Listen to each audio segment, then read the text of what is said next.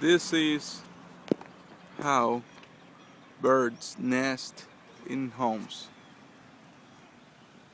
You can see him nesting by the gutter,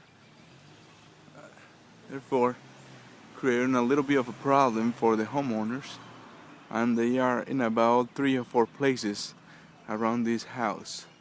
Even though this house is protected against rodents and termites, still another invader, which is the birds. They stay here.